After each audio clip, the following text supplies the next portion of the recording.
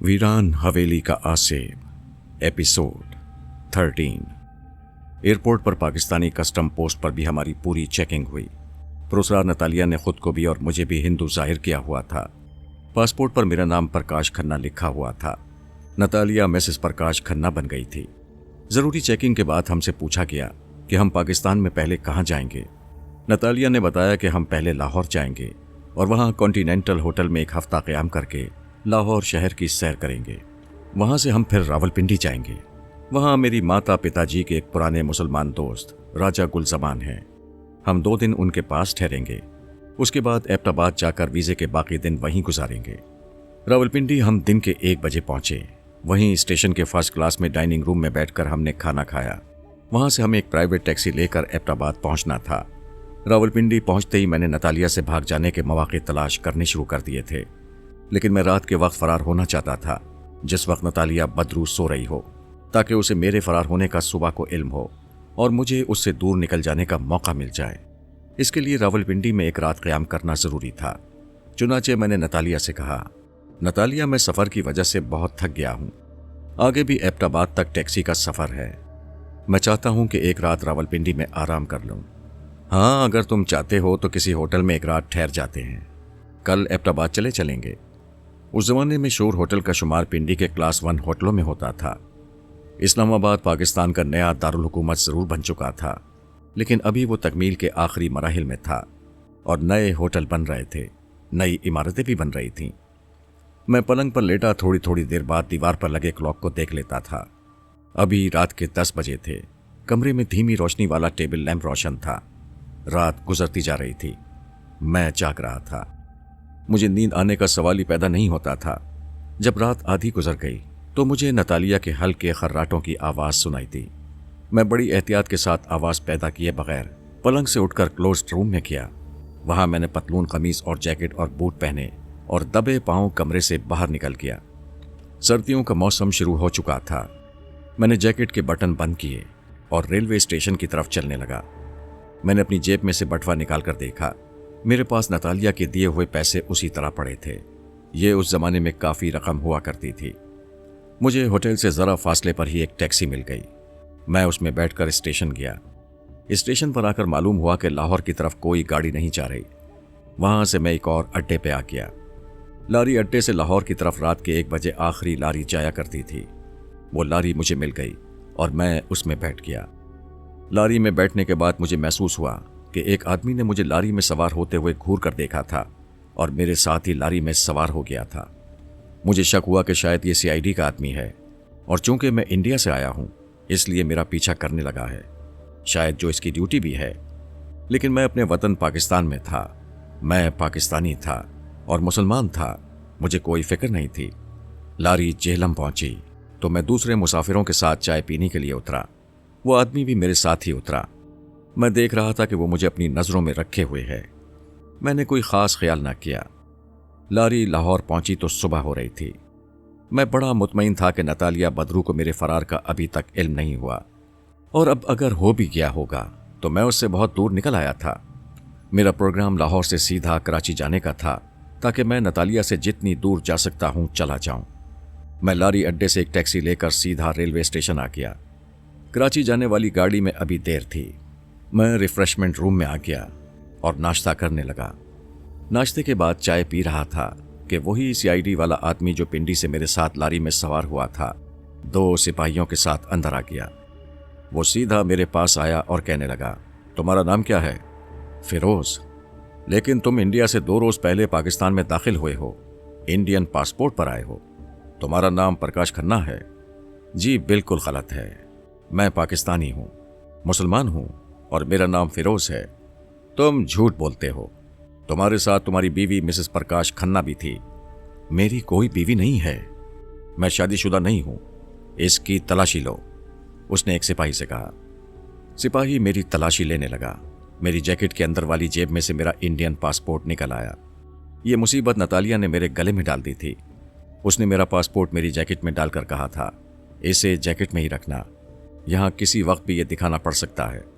और मुझसे ये गलती हुई थी कि शोर होटल से फरार होते वक्त मैंने पासपोर्ट निकालकर वहाँ नहीं फेंका था। मुझे याद ही नहीं रहा था कि मेरा इंडियन पासपोर्ट जो नतालिया ने खुदा जाने किस जिन भूत के जरिए बनवाया था मेरी जैकेट में ही है। इंडियन पासपोर्ट बरामद होने के बाद ये साबित हो गया था कि मैं इंडियन नेशनल हूँ, हिंदू हूँ और मेरा नाम प्रकाश खन्ना है। पासपोर्ट पर बाकायदा मेरी तस्वीर लगी हुई थी और नीचे मेरा नाम लिखा हुआ था। वहाँ मेरे दस्तखत भी थे। सीआईडी वाले ने सिपाहियों से कहा, इसे थाने ले चलो। मैं क्या करता, भाग भी नहीं सकता था। दोनों सिपाहियों ने मुझे पकड़ रखा था। वो मुझे रिफ्रेशमेंट रूम से बाहर प्लेटफॉर्म पर ले आए। प्लेटफॉर्म पर पहले से 2 सिपाही मौजूद थे। उनमें से एक के पास हथकड़ी थी। उसी वक्त मुझे हथकड़ी लगा दी गई और मुझे पुलिस लेकर स्टेशन से बाहर आ गई। मैं बड़ा परेशान हुआ। कुछ समझ में नहीं आता था कि क्या करूं और क्या ना करूं। पुलिस मुझे सीधी चेरिंग क्रॉस थाने ले आई। वहां मेरा पाकिस्तान में दाखिले का बाकायदा इंदराज हो चुका था। उसी वक्त हवालात में मुझे बंद कर दिया गया। 1 घंटे के बाद एक पुलिस इंस्पेक्टर आया। उसने मुझे हवालात की सलाखों में से देखा और अपने साथ आए हुए कांस्टेबल से कहा, इसे ले आओ। कांस्टेबल मुझे हथकड़ी लगाकर थाने के एक कमरे में ले आया। वहां पुलिस इंस्पेक्टर मौजूद था। मैं उसके सामने मेज के पास खड़ा हो गया।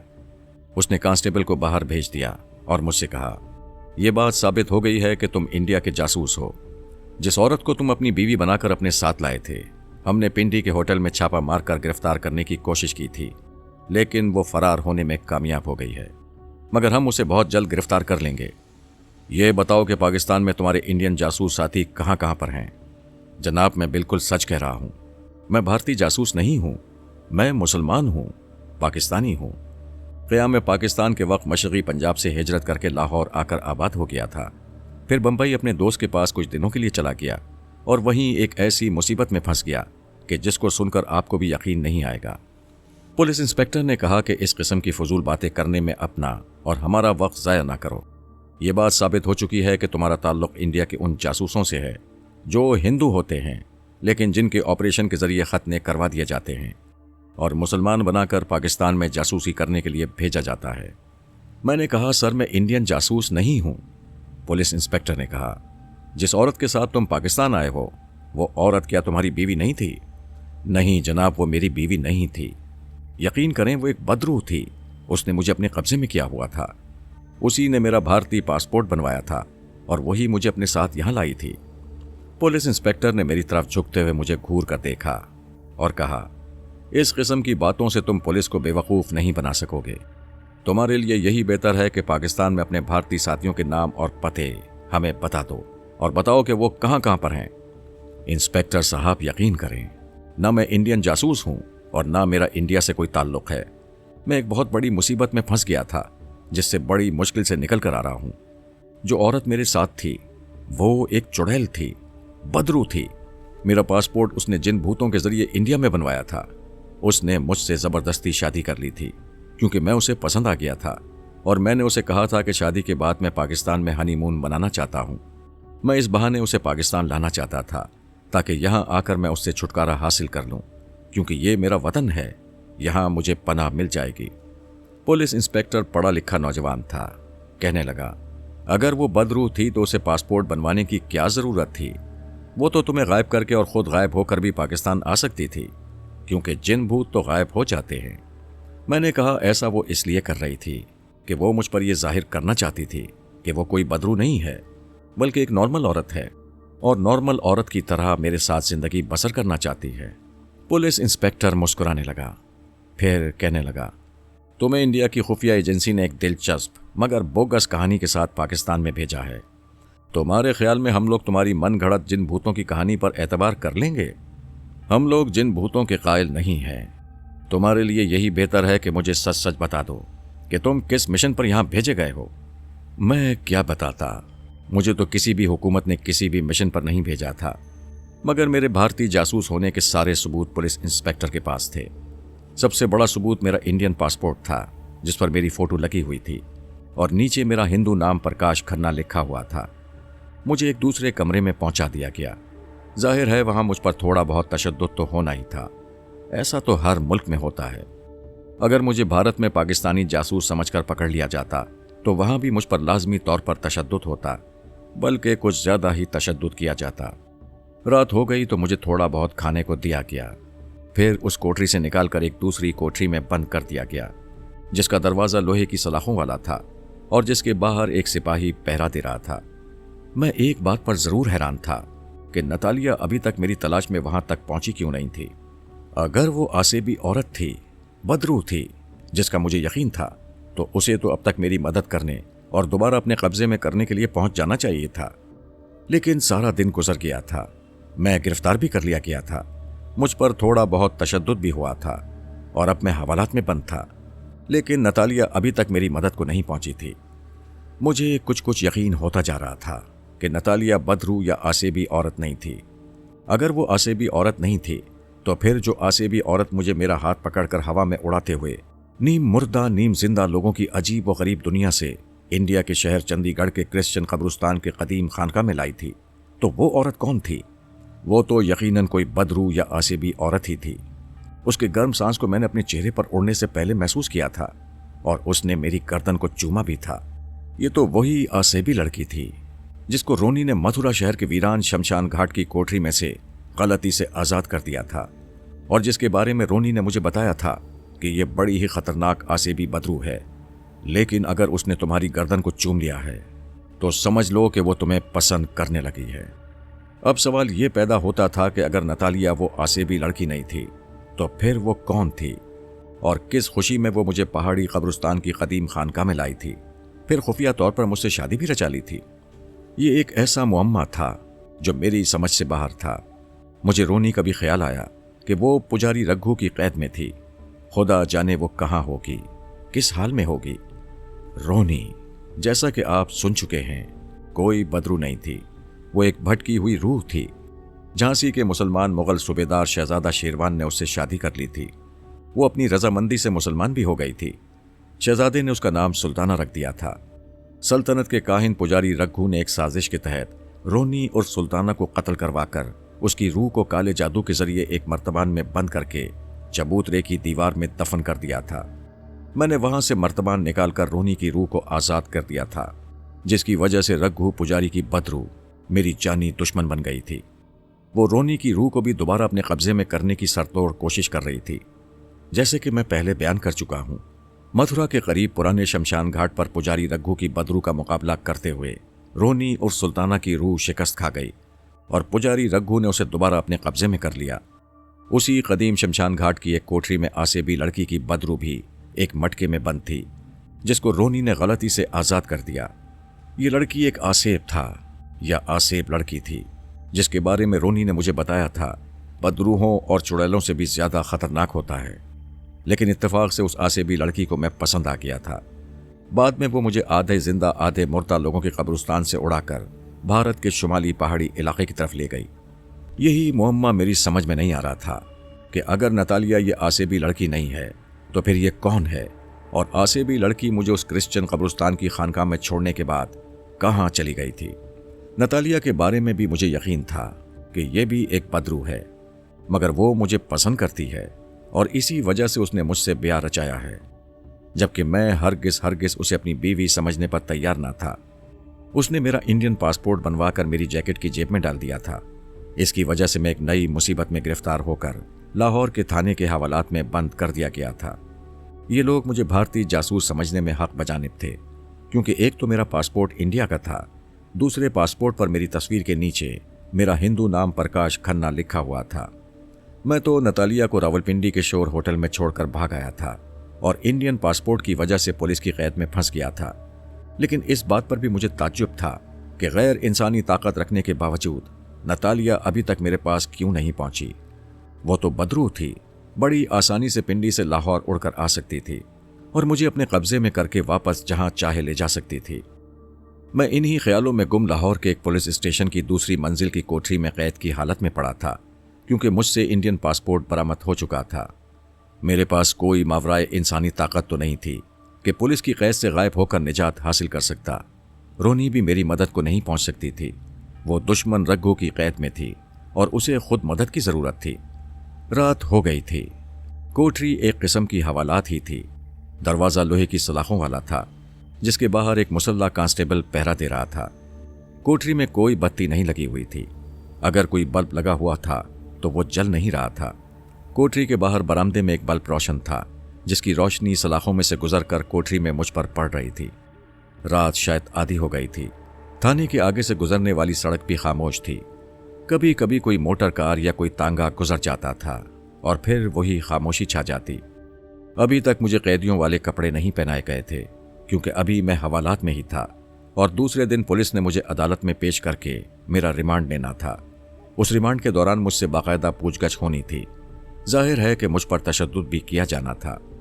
मैं एक तकलीफदेह चक्कर में फंस गया था और इसका अंजाम 10-15 साल की कैदी हो सकता था। यानी मुझे 10-15 साल जेल में रहकर बसर करने थे, जिसके ख्याल ही से मुझे वहशत होने लगती थी। मैंने आंखें बंद करके खुदा से बड़ी दुआ मांगी कि या अल्लाह, मुझे किसी वसीले से इस अजाब से निजात अता फरमा। मैं आइंदा कभी कोई ऐसी हरकत नहीं करूंगा जिसके बाद मुझे पछताना पड़े। मैं कोठरी के कोने में एक पुराने कंबल के ऊपर लेटा हुआ था। एक पुराना कंबल मैंने ऊपर ले रखा था। नींद गायब हो चुकी थी। दरवाजे की सलाखों के बाहर पहला मुसल्ला कांस्टेबल जा चुका था। उसकी जगह दूसरा कांस्टेबल ड्यूटी पर आ गया था। वो राइफल कंधे से लटकाए खड़ा था। इतने में मुझे फजा में एक मानूस सी खुशबू महसूस हुई। मैं ठिठक सा गया। ये खुशबू मुझे उस वक्त आई थी जब मैंने रोहतगढ़ झांसी के पुराने किले के वीरान महल से रोनी की रूह को मर्तमान से आज़ाद किया था। तो क्या रोनी कोठरी में मौजूद है? इस ख्याल से मैं आहिस्ता से उठकर बैठ गया और बड़े गौर से कोठरी में चारों तरफ देखने लगा। कोठरी खाली और सुनसान पड़ी थी। खुशबू बराबर आ रही थी। ये रोनी ही की खुशबू हो सकती थी। खुशबू मध्यम थी, जैसे दूर से आ रही हो। फिर खुशबू गहरी होने लगी, जैसे दूर से करीब आ रही हो। मैं दीवार से लगकर बैठ गया। कांस्टेबल ने सलाखों में से मुझ पर निगाह डाली और ये देखकर कि मैं उठकर बैठ गया हूं, मुंह दूसरी तरफ कर लिया। उसके लिए फिक्र करने की कोई बात नहीं थी। कैदी कोठरी में मौजूद था। अब खुशबू मुझे बड़े करीब से आने लगी थी। मैं चौकस और होशियार होकर बैठा था। मुझे लगता था कि अगर ये खुशबू रोनी ही की है तो इस वक्त कोठरी में मेरे पास वो मौजूद है। मुझे अपने करीब ही किसी की रेशमी कपड़ों की सरसराहट सी सुनाई दी। मैं बिल्कुल साकित हो गया। फिर किसी ने मेरे कंधे पर हाथ रख दिया। उस हाथ की नरमी और मोहब्बत भरे एहसास को मैंने पहचान लिया। ये रोनी का हाथ था। वो कोठरी में आ चुकी थी, मगर मैं उसे आवाज देकर बुला नहीं सकता था। फिर मेरे कान में रोनी की सरगोशी सुनाई दी। शेरवान, फिक्र ना करो, मैं तुम्हारी मदद को आ गई हूं। मैंने सरगोशी में कहा, रोनी, क्या ये तुम हो? हाँ, रोनी ने सरगोशी की। मैं तुम्हारी रोनी यानी शहजादी सुल्ताना हूं। मैंने सरगोशी में कहा, खुदा का शुक्र है कि तुम रघु पुजारी की कैद से आजाद होने में कामयाब हो गई।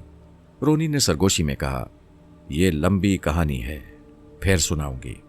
इस वक्त मैं तुम्हें यहां से निकालने आई हूं। गार्ड कांस्टेबल ने शायद हमारी सरगोशियों की आवाज सुन ली थी या उसे कोई शक सा पड़ गया था।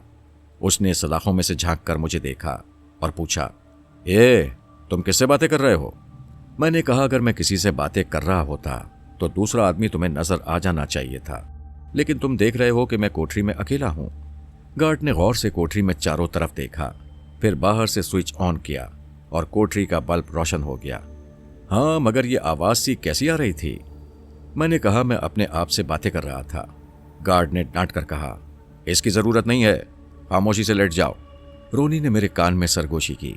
इसको मालूम ही नहीं है कि तुम अभी कोठरी से गायब होने वाले हो, फिर तो इसकी हैरानी देखने वाली होगी। मैंने रोनी से कहा, जो करना है खामोशी से करो, ताकि यहां से एक बार बाहर निकल जाएं। मेरी सरगोशी कुछ ऊंची हो गई थी। ड्यूटी गार्ड ने चौंक कर मेरी तरफ देखा और बोला, तुम फिर बातें करने लगे? तुम्हें कहा था कि खामोशी से सो जाओ। खुदा जाने रोनी को क्या मजाक सूझा। उसने पूरी आवाज में कहा, कैदी मुझसे बातें कर रहा है, तुम्हें क्या एतराज है? एक औरत की आवाज सुनकर ड्यूटी गार्ड कांस्टेबल ने चौंक कर मेरी तरफ देखा। ये कौन था? मैंने कहा, मैं ही औरत की आवाज में बोल रहा था। कांस्टेबल को मेरी बात का यकीन करना ही पड़ा, क्योंकि कोठरी में उसे रोनी दिखाई नहीं दे रही थी।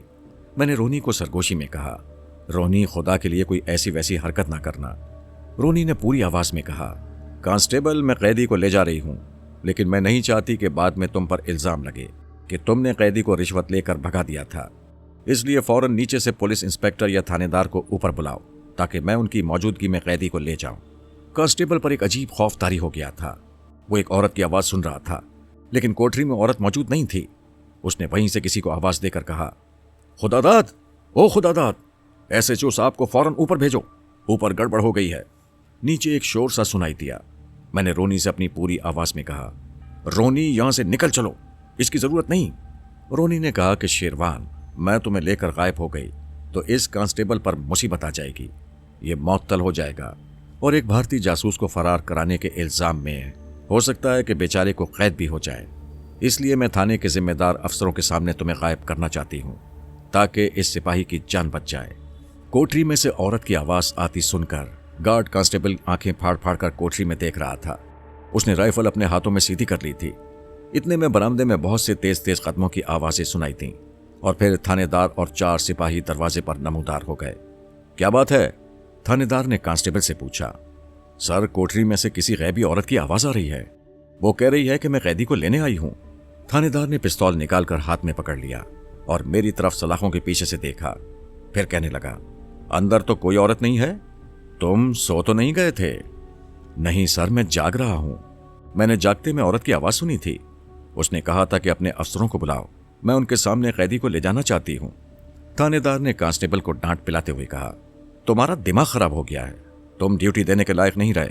उसी वक्त रोनी ने अपनी पूरी आवाज में कहा, थानेदार साहब, बेचारे कांस्टेबल को ना डांटिए, इसका कोई कसूर नहीं है। मैंने खुद इसे कहा था कि अपने अफसरों को बुलाओ। गैबी औरत की आवाज सुनकर थानेदार भी एक बार हक्का बक्का सा होकर रह गया। रोनी ने कहा, हैरान होने की जरूरत नहीं है, मैं कोठरी में मौजूद हूं, मगर तुम लोग मुझे नहीं देख सकते। जिस आदमी को आप लोगों ने पकड़ रखा है वो भारतीय जासूस नहीं है, वो पाकिस्तान से मोहब्बत करने वाला सच्चा पाकिस्तानी है और मुसलमान है, इसीलिए मैं इसे ले जा रही हूं। थानेदार ने बड़ी हिम्मत करके पूछा, क्या क्या क्या तुम कोई जिन भूत हो? हाँ, जिन भूत ही समझ लीजिए। मैं इस बेगुनाह कैदी को ले जा रही हूं। खुदा हाफिज। इसके साथ ही रोनी ने मेरा हाथ अपने हाथ में ले लिया। जैसे ही उसने मेरा हाथ अपने हाथ में लिया, मुझे अपना आप नजर आना बंद हो गया। मैं अपने जिस्म का वजन बाकायदा महसूस कर रहा था, लेकिन मुझे अपना जिस्म नजर नहीं आ रहा था। रोनी पहले ही गायब थी, अब मैं भी उसके साथ गायब हो गया था। उस वक्त जिस हैरत और दहशत के आलम में कोठरी के सलाखों वाले दरवाजे के बाहर खड़े सिपाही और थानेदार कोठरी में देख रहे थे, मैं उसे भूल नहीं सकता। जब रोनी मुझे अपने साथ लेकर फर्श से 4-5 फुट बुलंद हो गई और हम गैबी जिस्मों के साथ दरवाजे की सलाखों में से इस तरह गुजर गए जिस तरह धुआं सलाखों में से गुजर जाता है। सिपाही और थानेदार सलाखों के साथ लगे अभी तक कोठरी में ही बुत बने देख रहे थे और हम उनके दरमियान से इस तरह सलाखों में से निकल गए थे जैसे हवा का झोंका निकल जाता है। हमारे जाने के बाद उनका क्या हाल हुआ, इसकी मुझे खबर नहीं है। मैं रोनी के हाथ में हाथ दिए पुलिस हेडक्वार्टर की दूसरी मंजिल से नीचे आने के बजाय सहन के दरख्तों के ऊपर से होकर जा रहा था। मैंने रोनी से पूछा, रोनी, तुम्हें मालूम है कि मेरे साथ क्या गुजरी? रोनी ने कहा कि एक जगह बैठकर बातें करेंगे। मुझे मालूम है तुम्हारे साथ क्या बीती थी, किसी जगह बैठ जाएं, फिर तुम्हें सुनाऊंगी कि मेरे साथ क्या गुजरी। मैं खामोश हो गया। रोनी सच कह रही थी। उसे मालूम हो गया था कि मेरे साथ क्या गुजरी है और मैं कहाँ हूं। अगर वो मेरी हालत से बेखबर होती तो मेरी मदद को कैसे पहुंचती। रात खामोश थी। हम लाहौर के माल रोड के दरख्तों के ऊपर से होकर टोलिंगटन मार्केट की तरफ जा रहे थे। माल रोड सुनसान पड़ी थी। उस जमाने में रात के वक्त लाहौर की सड़कों पर ट्रैफिक बिल्कुल नहीं होता था। सड़क की बत्तियां रोशन थीं। हम मार्केट के ऊपर से भी गुजर गए। मैंने रोनी से पूछा, हम कहाँ जा रहे हैं? मुझे लाहौर शहर में शहंशाह जहांगीर का मकबरा बहुत पसंद है। हम जहांगीर के मकबरे में बैठकर बातें करेंगे। हम मार्केट से गवर्नमेंट कॉलेज के ऊपर से होते हुए भाटी दरवाजे की तरफ आ गए। वहां से हमने दरियाए रावी के पुल की तरफ रुख कर लिया और शाहदरा पहुंचने के बाद मकबरा जहांगीर को जाने वाली छोटी सी सड़क के ऊपर आ गए। अभी ये सड़क पक्की नहीं हुई थी। मकबरा जहांगीर का दरवाजा बंद था और चौकीदार एक तरफ बेंच पर लेटा हुआ था। हम बंद दरवाजे में से गुजरकर मकबरे के अंदर आ गए। अजीब तजुर्बा था ये। आज इसका तसव्वुर करता हूं तो सोचता हूं कि शायद मैंने कोई ख्वाब देखा था। हम मकबरा जहांगीर के बड़े चबूतरे पर एक तरफ बैठ गए। रोनी ने मेरा हाथ छोड़ दिया और मुझे अपना जिस्म फिर से दिखाई देने लगा। रोनी उसी तरह गायब थी, लेकिन मैं अपनी इंसानी हालत में वापस आ गया था। आसमान पर सितारे चमक रहे थे। मकबरे के चारों तरफ गहरी खामोशी छाई हुई थी। रोनी कहने लगी, शेरवान, क्या तुम जयपुर के वीरान महल में मेरी सहेली दुर्गा की बदरू के पास गए थे? रोनी, जब मैंने मथुरा शहर के शमशान घाट पर तुम्हें पुजारी रघु के हाथों कैद होते और उसके कब्जे में जाते देखा तो तुम्हारी हिदायत के मुताबिक मैं उसी वक्त अपनी जान बचाकर वहां से भाग निकला और मैं समझ गया था कि तुम्हारा कोई भी मंत्र हमारे दुश्मन पुजारी रघु को हलाक नहीं कर सका और उसने तुम्हें अपने काबू में कर लिया है और अब यकीनन वो मुझे जान से मारने की कोशिश करेगा। तो मैं वहां से फरार होकर सीधा जयपुर के वीरान महल में पहुंचा और जैसी भी मेरी हालत थी उसी हालत में जब आधी रात को दुर्गा की बदरू जाहिर हुई तो मैंने उसे बताया कि रोनी के पुजारी रघु अगवा करके ले गया है और उसने मुझे तुम्हारे पास मदद के लिए भेजा है। रोनी ने पूछा, तो फिर दुर्गा ने क्या जवाब दिया? दुर्गा ने कहा कि मैं पुजारी रघु की ताकत का मुकाबला नहीं कर सकती। मुझे अफसोस है कि पुजारी रघु ने रोनी को फिर अपने कब्जे में कर लिया है, लेकिन अफसोस कि मैं उसकी कोई मदद नहीं कर सकती। मैंने उसे कहा कि मुझे कोई ऐसा तरीका बताओ कि मैं रोनी को पुजारी रघु की कैद से आज़ाद करा सकूं। फिर उसने क्या कहा? रोनी ने पूछा। दुर्गा ने कहा कि तुम आम मनुष्य यानी आम इंसान हो, तुम पुजारी रघु की जादुई ताकत का मुकाबला करने का ख्याल भी दिल में न लाना। रोनी को उसके हाल पर छोड़ दो और मुझे यकीन है कि वो एक ना एक दिन पुजारी रघु की कैद से फरार होने में कामयाब हो जाएगी। मैं क्या कहता वहीं से वापस चला गया। रोनी ने कहा कि दुर्गा ने सही कहा था। खुद मुझे भी पुजारी रघु की नई ताकत का अंदाजा नहीं था जो उसको शीश नाग ने दे रखी थी। पुजारी रघु ने अपनी उसी ताकत से मुझे शिकस्त दी थी, वरना मैंने जिस तिलिस्मी मंत्र से उस पर हमला किया था उसका वार कभी खाली नहीं जा सकता था। लेकिन फिर तुम उसकी कैद से कैसे फरार हुई रोनी? मेरे सवाल के जवाब में रोनी कहने लगी, याद रखो शैतान की ताकत कितनी ही क्यों ना बढ़ जाए, वो नेकी की ताकत का कभी मुकाबला नहीं कर सकती। अगर मैं बदरू होती तो शायद मैं अपने दुश्मन रघु की कैद से कभी रिहाई हासिल ना कर सकती। लेकिन शेरवान, मैं बदरू नहीं हूं, बल्कि एक भटकी हुई रूह हूं। वो भी इसलिए कि मुझसे नादानिस्तगी में एक गुनाह सरजद हो गया था। मैं उसकी सजा भुगत रही हूं। चुनाचे कुदरत किसी न किसी वसीले से जब मेरी मुसीबत इंतहा को पहुंच जाती है तो जरूर मेरी मदद करती है। तुम्हें याद है जब मेरी अजियत मेरी बर्दाश्त से बाहर हो गई थी तो कुदरत ने तुम्हें मेरी मदद के लिए भेज दिया था और तुमने मुझे मर्तबान से आज़ाद कर दिया था। मैंने कहा, लेकिन इसके साथ ही मैं भी तो एक ऐसी मुसीबत में मुब्तला हो गया था जिसको अभी तक भुगत रहा हूं। रोनी ने कहा कि हो सकता है ये तुम्हें किसी तुम्हारे गुनाह की सजा मिल रही हो। बहरहाल मेरी अकल छोटी सी है, मैं ये मसले नहीं समझ सकती। मैं सिर्फ इतना जानती हूं कि इंसान को सख्त मुसीबतों में भी अल्लाह की रहमतों से मायूस नहीं होना चाहिए।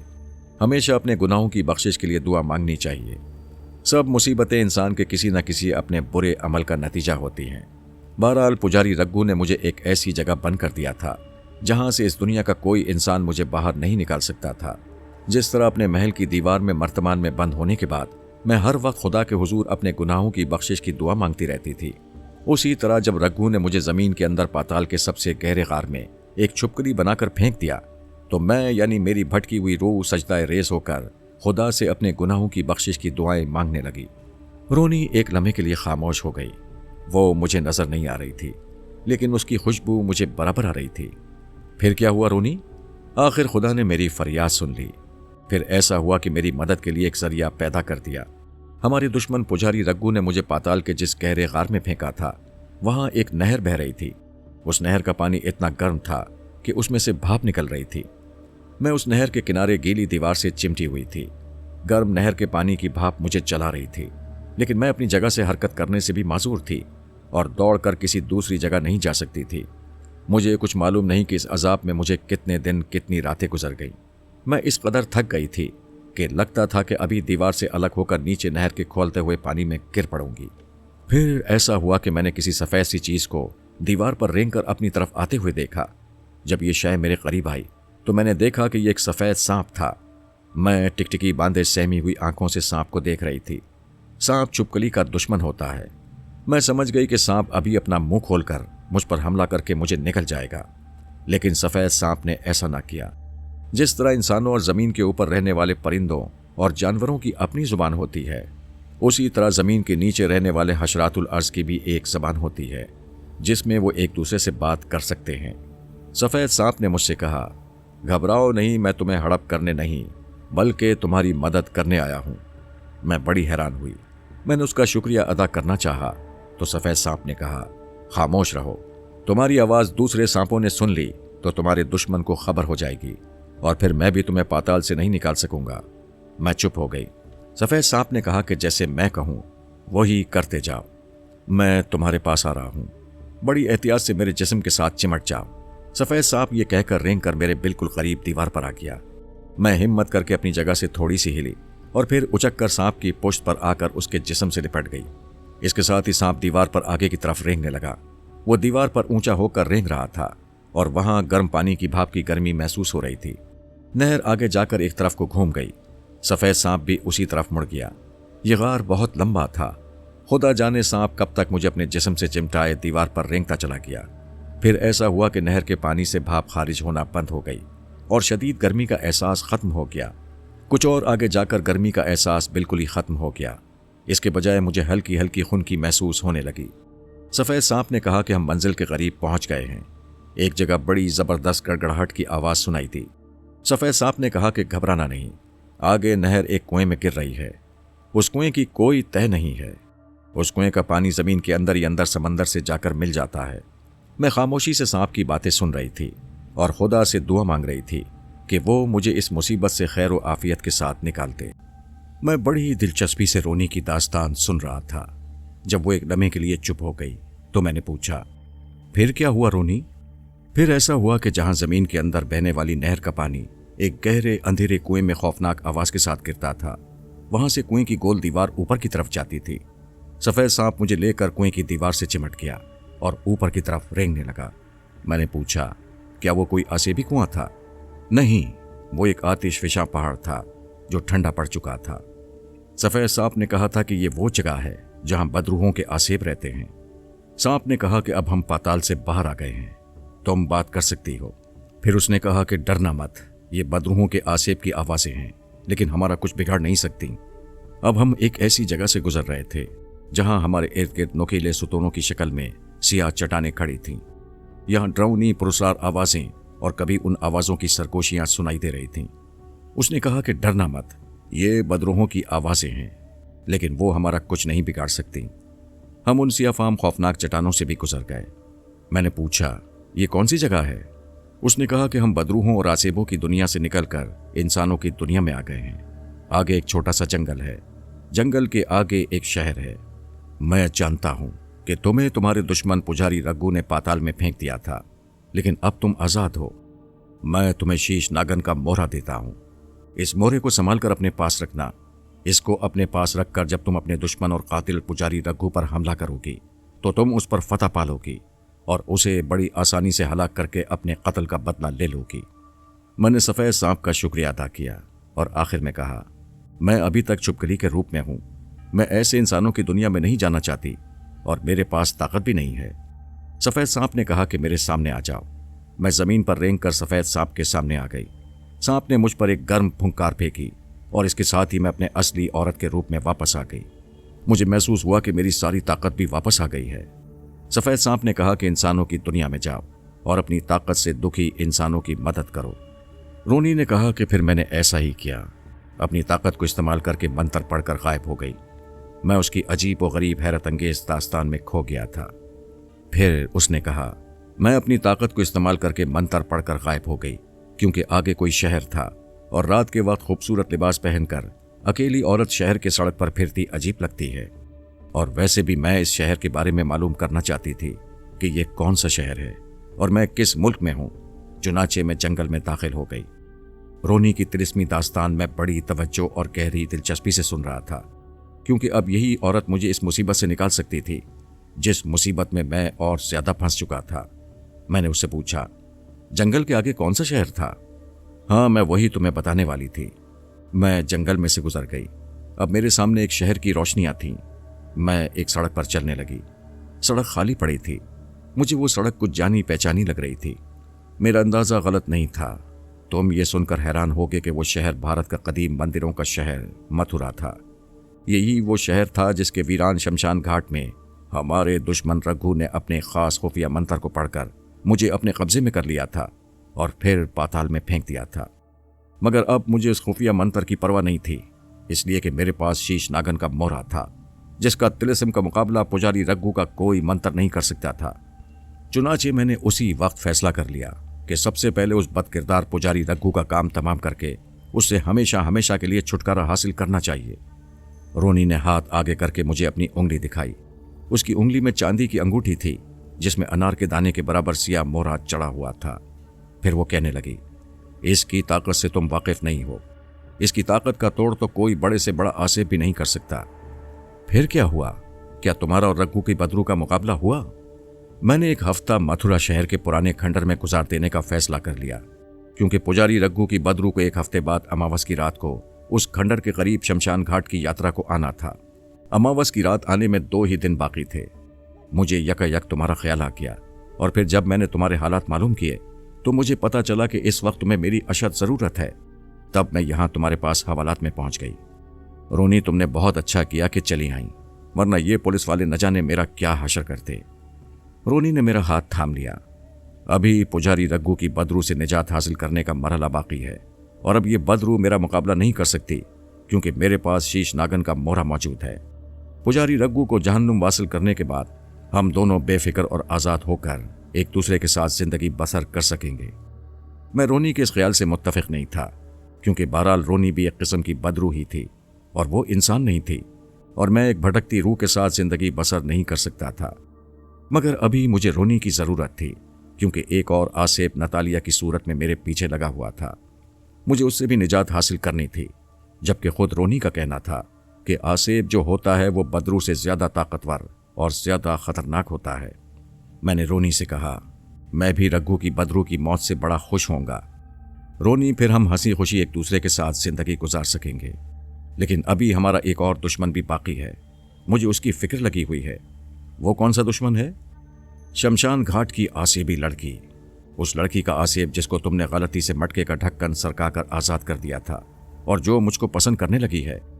वो ये कभी बर्दाश्त नहीं करेगी कि मैं किसी दूसरी औरत के साथ जिंदगी बसर करूं। और रोनी, मुझे यकीन है कि जो औरत मुझे मुर्दा और नीम मुर्दा लोगों की दुनिया से निकालकर भारत के शुमाली पहाड़ी इलाके की वीरान खानकाह वाले किले में ले गई थी, और फिर उसने वहां मुझसे शादी रचाई थी, वो वही शमशान घाट वाली आसिबी लड़की ही है। शायद तुम्हें मेरे इन हालात का इल्म नहीं है। अब मैं तुम्हें अपनी दास्तान सुनाता हूं कि तुमसे जुदा होने के बाद मुझ पर क्या गुजरी। फिर मैंने रोनी को उस गैबी लड़की का सारा किस्सा सुना दिया, जिसने मुझे मुर्दा और नीम मुर्दा दुनिया से निकाला था, और फिर मुझसे जबरदस्ती शादी कर ली थी, जिसका नाम नतालिया था, और जिससे भागकर मैं पुलिस की कैद में आ गया था। रोनी खामोशी से मेरी दास्तान सुनती रही। जब मैंने अपनी बिप्ता खत्म की तो उसने कहा, तुम्हारा अंदाजा बिल्कुल सही है। वो लड़की शमशान घाट की आसिबी लड़की ही है, और वो तुम्हें नतालिया के इंसानी रूप में मिली, और उसने तुमसे ब्याह रचा लिया, क्योंकि वो तुम्हें पसंद करने लगी है। अगर ये सच है तो मैं पहले से ज्यादा मुश्किल में फंस गया हूं, क्योंकि बकौल तुम्हारे आसिफ जो है वो बदरू से ज्यादा ताकतवर और खतरनाक होता है। ये आसिबी लड़की तो मुझे कहीं का नहीं छोड़ेगी, और मुझे बड़ी आसानी से तलाश करके अपने कब्जे में कर लेगी। रोनी भी कुछ फिक्रमंद हो गई थी। फिर कहने लगी, इसका फौरी तौर पर एक ही इलाज है। वो क्या? वो ये कि शीश नागन के मोहरे वाली अंगूठी तुम अपनी उंगली में पहन लो, फिर वो आसिबी लड़की नतालिया तुम्हारा कुछ नहीं बिगाड़ सकेगी। लेकिन इस तरह तो तुम खतरे में रहोगी।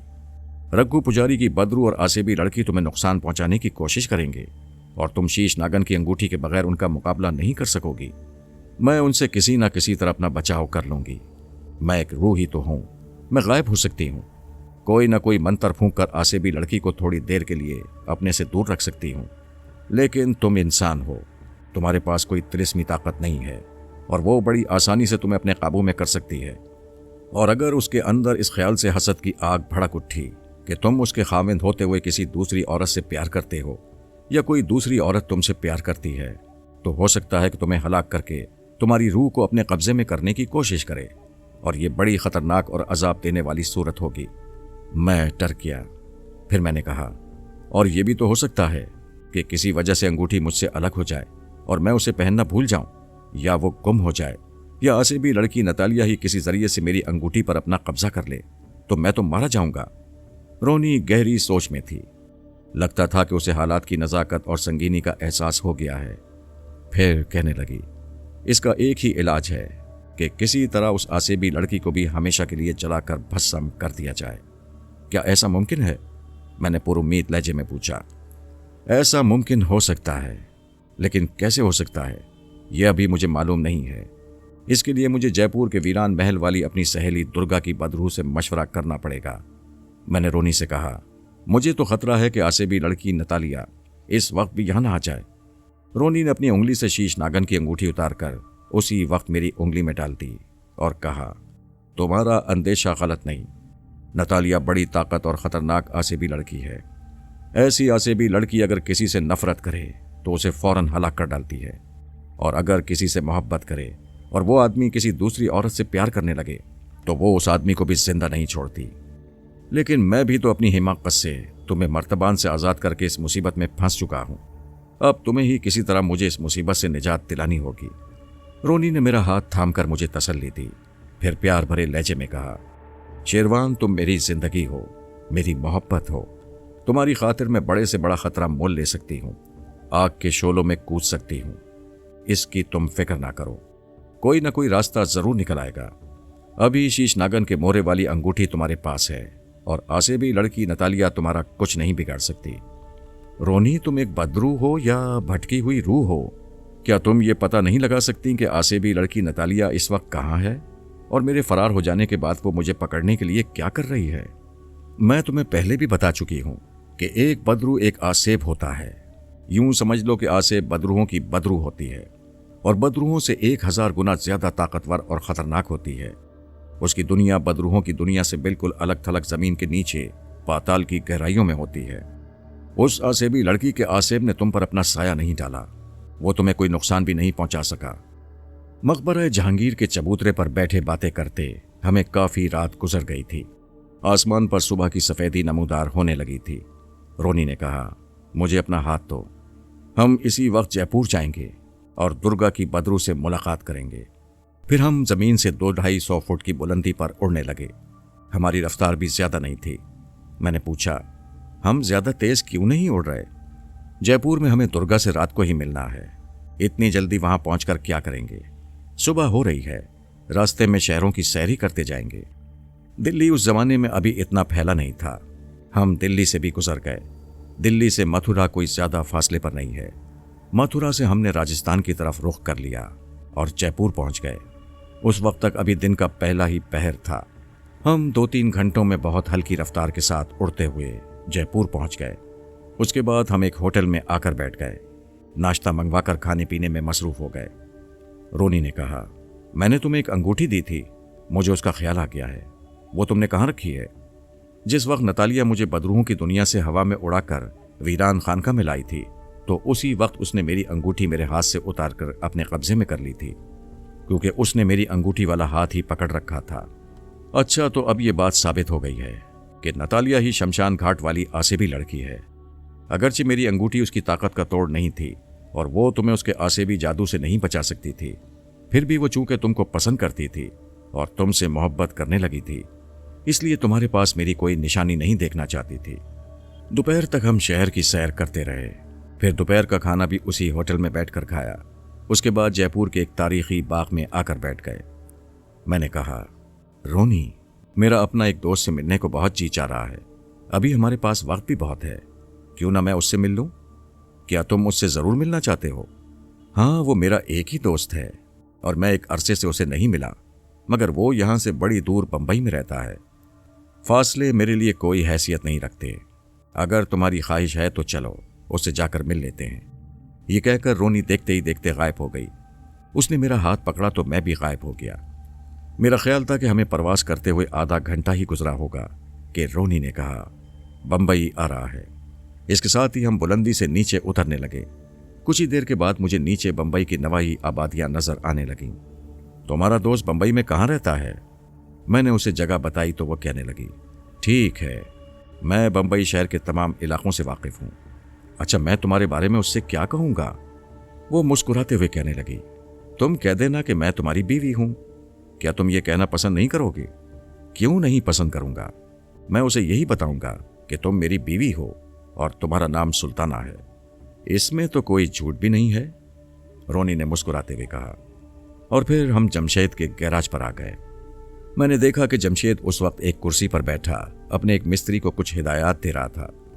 उसने टैक्सी में मुझे उतरते देखा तो फौरन उठा और आते ही मुझे गले लगा लिया। फिरोज, तुम अचानक कैसे आ गए? कोई चिट्ठी वगैरह भी नहीं लिखी? मैंने रोनी का उससे तारुफ कराते हुए कहा, इनसे मिलो, ये सुल्ताना हैं, मेरी बीवी। बस अचानक ही प्रोग्राम बन गया और हम वीज़ा लगवा कर पाकिस्तान से तुम्हारे पास आ गए।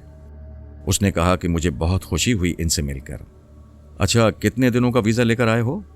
बस 10-15 दिन ही ठहरेंगे।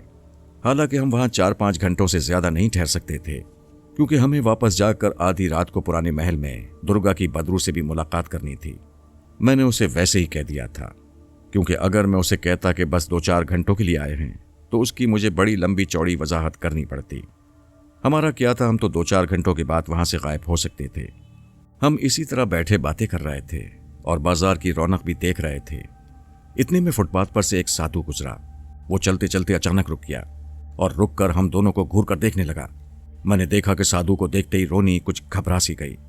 जल्दी से उठ खड़ी हुई और कहने लगी, चलो शेरवान, ऊपर चलते हैं। और फिर वो मेरे साथ आगे सीढ़ियां चढ़कर जमशेद के फ्लैट के ड्राइंग रूम में आकर बैठ गई। मैंने कहा, खैरियत तो है रोनी? उसने जल्दी से मेरा हाथ थामा और कहा, हम अभी जयपुर जा रहे हैं। मैंने अपना हाथ रोनी को पकड़ा दिया। देखते ही देखते हम काफी बुलंदी पर चले गए। उसने तेजी से उड़ना शुरू कर दिया था। हम तारीक जंगलों के ऊपर से गुजर रहे थे। मैं समझ गया कि रोनी साधु को देखकर मेरे दोस्त के मकान से एकदम निकल आई थी, मगर मैंने अभी तक उससे बिल्कुल नहीं पूछा था कि वो साधु को देखकर घबरा क्यों गई थी और उसने एकदम बंबई से निकल जाने का प्रोग्राम क्यों बना लिया था। हम बड़ी जल्दी आ गए थे, अभी आधी रात नहीं हुई थी। रोनी जयपुर के पुराने महल की एक बारादरी में उतरी थी। हम वहीं बैठ गए। अब हम गायब नहीं थे, बल्कि इंसानी रूप में बैठे थे। मुझसे रहा ना गया। मैंने रोनी से पूछा, रोनी, तुम इतनी जल्दी वहां से क्यों चल पड़ी थी? क्या कोई खास बात हुई थी? रोनी मुझसे साधु वाली बात छुपाना चाहती थी। कोई खास बात नहीं हुई थी, बस मेरा जी चाहा कि अब हमें वहां से निकल जाना चाहिए। मैंने उससे यह पूछना मुनासिब न समझा कि वो साधु को देखकर घबरा क्यों गई थी। हम आधी रात तक कदीम महल की बारादरी में बैठे बातें करते रहे। जब रोनी को महसूस हुआ कि आधी रात हो गई है, तो वो मुझे लेकर नीचे वीरान महल के उस तहखाने में आ गई, जहां आधी रात के बाद दुर्गा की बदरू नमूदार होती थी। तहखाने में अंधेरा था। मैं जब गायब होता था तो अंधेरे में भी देख लेता था, लेकिन इंसानी शक्ल में जाहिर होते ही मेरे अंदर से यह सलाहियत खत्म हो जाती थी और मैं आम इंसानों की तरह अंधेरे में नहीं देख सकता था। रोनी उस जगह एक सुतून के पास खड़ी हो गई थी, जहां दुर्गा की बदरू नमूदार होती थी। जब ठीक आधी रात गुजर गई तो उसी तरह अंधेरे कोनों में से रोने की दर्दनाक आवाजें आना शुरू हो गईं। फिर ये आवाजें गुम हो गईं और एक रोशनी सी होकर बुझ गई। उसने अपनी सहेली रोनी को देख लिया था। उसने अपनी आसेबी आवाज में पूछा, रोनी, कहो कैसे आना हुआ? तुम्हें देखकर मुझे खुशी हुई है कि तुम अपने दुश्मन रघु की कैद से फरार होने में कामयाब हो गई हो। दुर्गा की बदरू ने कहा, तुम्हारा पति देव शेरवान मेरे पास आया था, लेकिन मैंने इसे साफ कह दिया था कि मैं मजबूर हूं। रोनी, तुमको मालूम हो गया होगा कि पुजारी के पास शीश नागनी के महामंत्री का खुफिया मंत्र है, जिसकी ताकत का मैं मुकाबला नहीं कर सकती। मुझे तुमसे कोई गिला पैदा हो ही नहीं सकता, लेकिन अब मैं अपने दुश्मन रघु का सिर्फ मुकाबला ही नहीं कर सकती, बल्कि उसका काम तमाम भी कर सकती हूं। अच्छा, यह तुम कैसे कह सकती हो? अगर हमारे दुश्मन रघु के पास शीश नागन की महामंत्री का खुफिया मंत्र है, तो मेरे पास शीश नागन का मोहरा है, जिसकी ताकत का पुजारी रघु के पास कोई तोड़ नहीं। उसने ताज्जुब से पूछा, अच्छा, क्या तुम सच कह रही हो रोनी? क्या वाकई तुम्हारे पास शीश नागन का मोहरा है? हाँ, मेरे पास है, मैं तुम्हें दिखा सकती हूँ। शेरवान, मोहरे वाली अंगूठी मुझे दे जाओ। मैंने उंगली में से अंगूठी उतारी और उसे रोनी को दे दिया और नजरें झुकाए झुकाए वापस अपनी जगह पर आकर बैठ गया। रोनी कहने लगी, बस मेरे खुदा ने मेरी मदद की और मुझे ये मोहरा मिल गया। दुर्गा की बदरू ने कुछ देर खामोश रहने के बाद कहा, रोनी, मेरी कितनी ताकत है तुम अच्छी तरह जानती हो। आसेबी लड़की नतालिया की ताकत का मैं भी मुकाबला नहीं कर सकती। ठीक है, तुमने शेरवान को शीश नागन के मोहरे वाली अंगूठी पहना दी थी, लेकिन शेरवान कमजोर इंसान है। इसकी जरा सी गफलत से अगर किसी वक्त अंगूठी इससे अलग हो गई तो आसेबी लड़की शेरवान को झपटा मारकर चील की तरह दबोच कर ले जाएगी और तुम कुछ ना कर सकोगी। हाँ, मैं यही सोचकर परेशान हूं। मैं आज बंबई शहर में थी, शेरवान भी मेरे साथ था। वहां मैंने एक साधु को देखा जो मुझे और शेरवान को गौर से देख रहा था। मुझे यकीन है कि यह साधु एक बदरू थी, जिसे आसेबी लड़की ने शेरवान की अंगूठी उड़ाकर ले जाने के लिए भेजा था। मैं इसे बंबई से फौरन यहां ले आई। आसेबी लड़की नतालिया ने शेरवान को दोबारा हासिल करने के लिए अपने मंसूबे पर अमल शुरू कर दिया है। अगर किसी वक्त मैं शेरवान से अलग हो गई और वो अकेला रह गया तो आसेबी लड़की किसी बदरू को भेजकर या खुद किसी इंसान या औरत के रूप में आकर शेरवान को वरगलाकर उससे शीश नागन के मोहरे वाली अंगूठी हासिल करने में कामयाब हो सकती है। अगर ऐसा हो गया तो मैं हमेशा हमेशा के लिए अपने शेरवान से जुदा हो जाऊंगी। हाँ, तुमने सही अंदाजा लगाया है, दुर्गा की बदरू ने कहा। वो साधु आसेबी लड़की की भेजी हुई बदरू ही थी। बदरूहें आसेब की गुलाम होती हैं और उनके हुक्म पर अमल करना अपना फर्ज समझती हैं। रोनी, तुम मेरी दोस्त हो, मैं तुम्हें परेशान नहीं देख सकती, लेकिन मैं भी मजबूर हूं। सिर्फ एक सूरत हो सकती है। वो क्या? रोनी ने बेताबी से पूछा। जैसा कि तुम भी जान गई होगी कि उस आसेबी लड़की का ताल्लुक अफ्रीका के एक आदमखोर कबीले से था। जब ये जिंदा थी तो अपने आदमखोर कबीले के साथ अफ्रीका के एक जजीरे के जंगल में रहती थी। ये लोग भूले भटके मुसाफिरों को पकड़ कर ले आते थे और उन्हें पहले तो खूब खिलाते पिलाते थे। जब वो बड़े सेहतमंद हो जाते थे तो उनको बांधकर गर्दन काट कर पहले उनका सारा खून पी जाते थे, फिर उनके जिस्मों के टुकड़े करके उन्हें आग में भूनकर खा जाते थे। फिर ऐसा हुआ कि डर के मारे उस जजीरे में मुसाफिरों ने आना छोड़ दिया। आदमखोर कबीले वाले जब भूखे मरने लगे तो उन्होंने एक दूसरे को खाना शुरू कर दिया। ये आसेबी लड़की उन सब में बड़ी चालाक और अय्यार थी। वो जंगल में छुप गई और छुपकर रात को कबीले की झोपड़ियों की तरफ आती और किसी न किसी बच्चे को पकड़ कर ले जाती, उसे खाकर अपनी पेट की आग बुझाती। लेकिन आखिर एक रात वो खुद काबू में आ गई। वो रात के अंधेरे में कबीले के किसी बच्चे को उठाकर ले जाने के लिए झोपड़ियों के पास आई तो एक आदमखोर ने उसे देख लिया और वहीं छुरा मारकर उसका सर धड़ से अलग कर दिया। फिर कबीले वालों ने मिलकर उसका खून पिया और उसको भून कर खा गए। इस डर से कि उसकी बदरू उनसे बदला लेने की कोशिश करेगी, उन्होंने उस आसेबी लड़की की खोपड़ी पर जादू टोना करके उसे एक दरख्त के नीचे जमीन खोदकर दफन कर दिया। उसके बाद ऐसा हुआ कि उस आसेबी लड़की की बदरू को जिंदगी में लोगों और मासूम बच्चों पर किए गए जुल्म और सितम की सजा मिली और ये एक खतरनाक मनहूस आसेब की शक्ल में जमीन की गहराइयों में भड़कती आग में डाल दी गई।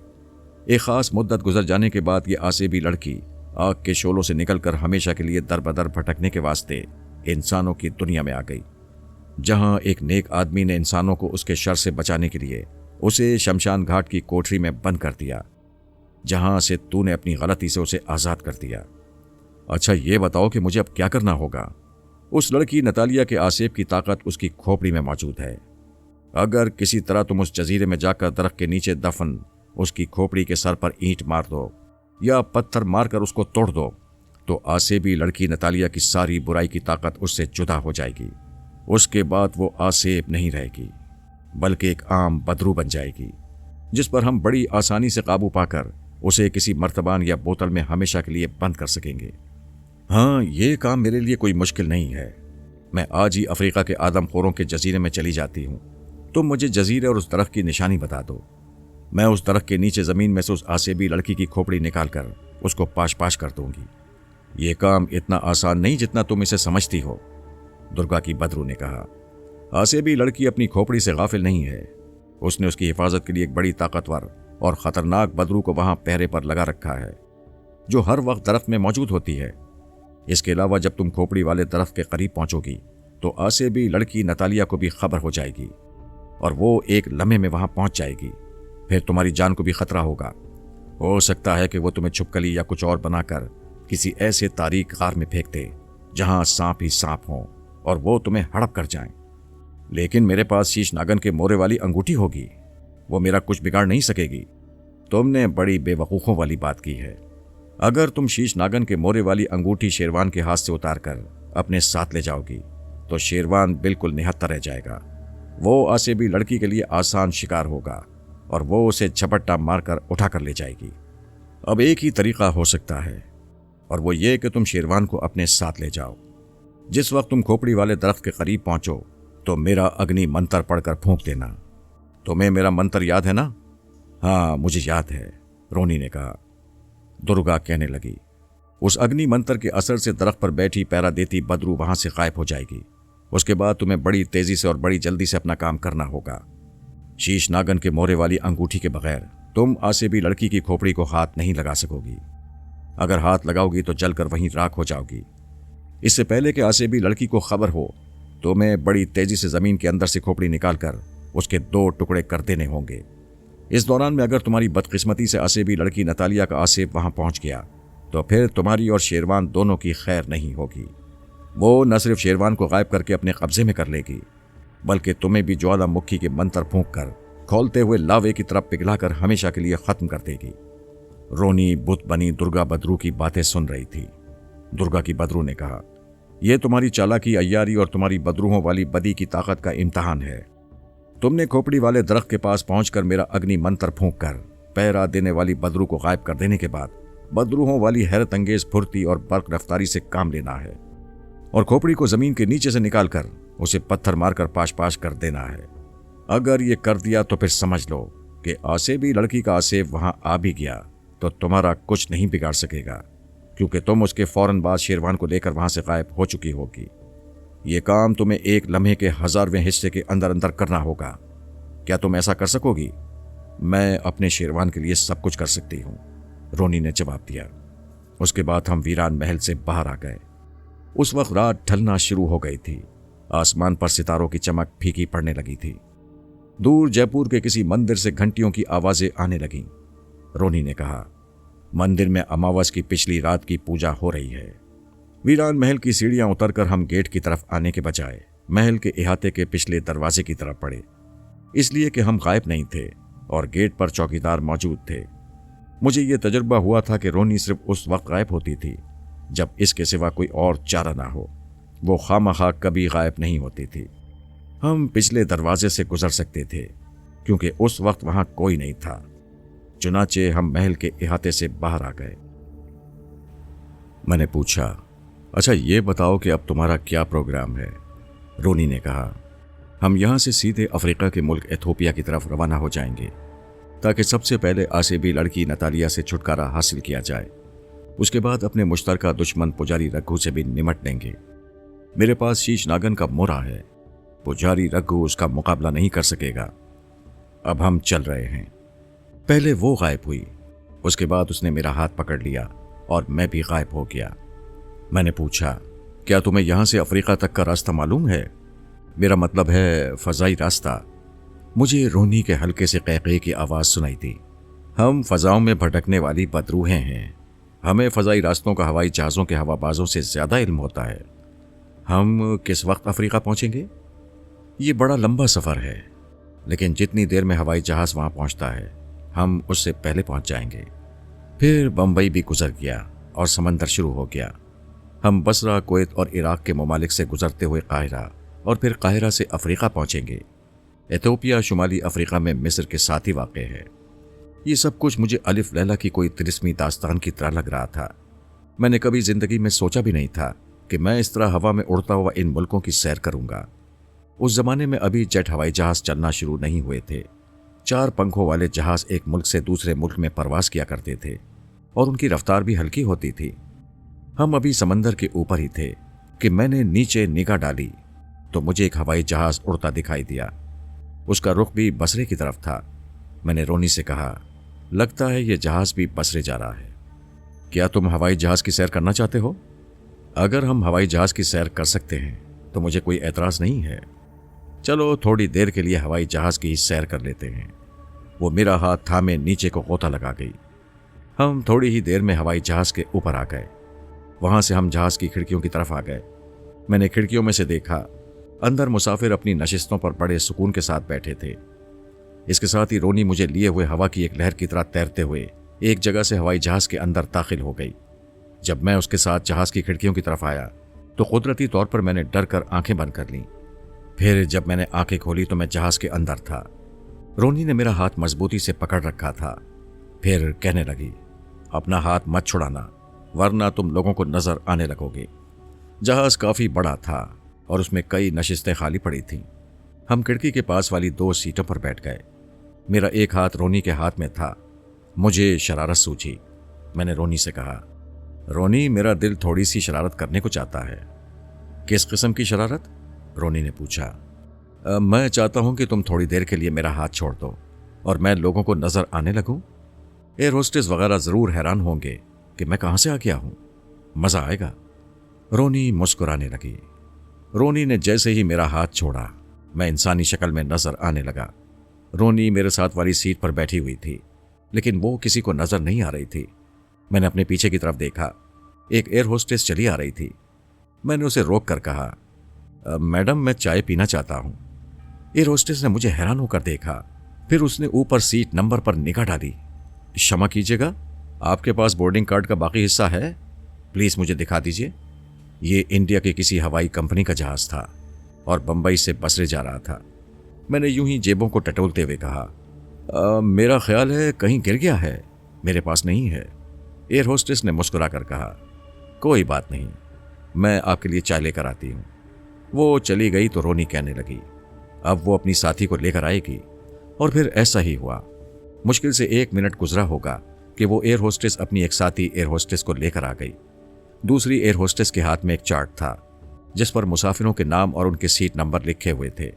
पहली एयर होस्टेस के हाथ में चाय की प्याली थी। उसने चाय की प्याली मुझे पकड़ा दी। दूसरी एयर होस्टेस ने मुझसे पूछा, क्षमा कीजिएगा, हम मुसाफिरों की सीटें चेक कर रहे हैं, आपका शुभ नाम क्या है? उस वक्त मुझे यही नाम याद आ गया। मैंने कहा, प्रकाश खन्ना। एयर होस्टेस चार्ट को देखने लगी। उसने 2-3 बार मुसाफिरों के नाम चेक किए, लेकिन वहां उसे कहीं भी मेरा नाम नजर ना आया। उसने हैरान होकर मुझसे पूछा, सर आपको क्रू के किस आदमी ने यहां बिठाया है? ऐसे तो पहले कभी नहीं हुआ। लेकिन मैं इसलिए पूछ रही हूं कि मुसाफिरों की लिस्ट में आपका नाम कहीं नहीं है। मुझे अमले के किसी आदमी ने नहीं बिठाया, मुझे अभी अभी मेरी साथी औरत ने यहां बिठाया है। दोनों एयर होस्टेस परेशान होकर मुंह तकने लगीं। आपकी साथी औरत कहाँ है सर? मेरी साथ वाली सीट पर बैठी हुई हैं। दोनों ने एक दूसरे को देखा और फिर तेज तेज कदमों से कॉकपिट की तरफ चली गई जहां पायलट बैठा करते थे। थोड़ी देर बाद वो एक पायलट को लेकर हमारे पास आ गई। बड़ी मज़ेदार सिचुएशन पैदा हो गई थी और मैं इससे लुत्फ अंदोज हो रहा था। इससे मेरी बोरियत काफ़ी हद तक दूर होने लगी थी। मैंने चाय की प्याली एयर होस्टेस को पकड़ाते हुए कहा, आपको यकीन नहीं आएगा, लेकिन ये हकीकत है कि मैं और मेरी साथी औरत हम दोनों 5 मिनट पहले जहाज़ में सवार हुए हैं। पायलट ने कहा, माफ़ कीजिएगा, परवास करते जहाज़ में तो कोई सवार नहीं हो सकता। मैंने मुस्कुराते हुए कहा, और कोई दाखिल हो या ना हो, लेकिन हम दाखिल हो सकते हैं। पायलट ने ऐसी नज़रों से मुझे देखा जैसे वो मुझे पागल ख्याल कर रहा था। उसने पूछा, आपकी साथी औरत कहाँ है? मेरे साथ वाली सीट पर बैठी हुई है। आपके साथ वाली सीट तो खाली है। खाली नहीं है, मेरी साथी औरत सीट पर बाकायदा बैठी हुई हैं। मैं उन्हें देख रहा हूं, शायद आप नहीं देख सकते। फिर मैंने उन्हें और ज्यादा परेशान देखने की खातिर रोनी से कहा, रोनी तुम मेरे साथ बैठी हुई हो ना? रोनी ने औरत की आवाज में कहा, हाँ मैं तुम्हारे साथ बैठी हुई हूं। एक गैबी औरत की आवाज सुनकर पायलट और दोनों एयर होस्टेसों के चेहरों का रंग उड़ गया। मैंने रोनी से कहा, इनको यकीन नहीं आ रहा, अभी आ जाएगा। और इसके साथ ही रोनी भी गैबी हालत से इंसानी शक्ल में वापस आ गई। खाली सीट पर एक औरत को गैब से अचानक नमूदार होता देखकर उन लोगों की आंखें खुली की खुली रह गईं। ऊपर से रोनी ने एक और शरारत की। उसने कहा, क्या तुम लोगों ने कभी कोई जिन भूत देखा है? अगर नहीं देखा तो मुझे देख लें, मैं जिन हूं। इसके साथ ही दोनों एयर होस्टेस बेहोश होकर गिर पड़ी। पायलट डर कर पीछे हट गया। दूसरे मुसाफिर भी अजीब नजरों से हम दोनों को देखने लगे। कुछ मुसाफिरों ने हमारी बातें भी सुन ली थी। रोनी फौरन गायब हो गई और कहने लगी, बस अब ज्यादा शरारत ठीक नहीं। उसने मेरा हाथ पकड़ लिया और मैं भी गायब हो गया, लेकिन हम जहाज में बैठे रहे। पायलट ने हमें गायब होता देखा तो वो भी डर कर कॉकपिट की तरफ भाग गया। कुछ और एयर होस्टेसेस आ गईं और बेहोश एयर होस्टेसों को होश में लाने लगीं। जब उन्हें होश आ गया तो एक ने कहा, यहां 2 भूत बैठे थे, इस जहाज में भूत घुस आए हैं। और फिर वो दोबारा बेहोश हो गई। बस इतना ही खेल काफी है, हमें निकल जाना चाहिए, रोनी ने कहा। और हम फजा में तैरते हुए जहाज से बाहर निकल आए और बुलंद होकर जहाज से काफी ऊपर आने के बाद उड़ते हुए जहाज से आगे निकल गए। अब हमारी मंजिल शुमाली अफ्रीका का मुल्क एथोपिया था। सूरज गुरूब हो चुका था जब हम एथोपिया के पहाड़ी सिलसिले के आसमान पर पहुंचे। रोनी ने कहा, हम अपनी मंजिल पर आ गए हैं। नीचे रात का अंधेरा गहरा हो रहा था। कहीं पहाड़ी सिलसिला था और कहीं रेतीला मैदान था। एक दरिया भी हमने देखा। हम शहरी आबादियों से काफी आगे निकल आए थे और अब जंगलात शुरू हो गए थे। एक जगह आकर रोनी के उड़ने की रफ्तार बहुत मध्यम हो गई। फिर उसने एक तरफ को गोता लगाया। वो बड़ी तेजी से आगे निकल गई। मैं उसके साथ ही परवास कर रहा था। चूंकि मैं गैबी हालत में था, इसलिए मुझे अंधेरे में भी सब कुछ दिखाई दे रहा था। हमारे नीचे इस वक्त समंदर था। रोनी ने कहा, वो जजीरा आने वाला है जिसके जंगल में हमें उतरना है। जब तक मैं ना कहूं बिल्कुल ना बोलना। हम अब बहुत मध्यम रफ्तार के साथ उड़ रहे थे। रोनी उड़ते उड़ते किसी वक्त भी मुझसे कोई बात कर लेती थी, लेकिन मुझे बोलने की इजाजत नहीं थी। नीचे समंदर में एक बहुत वसी व अरीज जजीरा नजर आने लगा। रोनी अब सरगोशी में बात कर रही थी। फिर कहने लगी, आसेबी लड़की की खोपड़ी वाला जजीरा आ गया है, बिल्कुल खामोश रहना।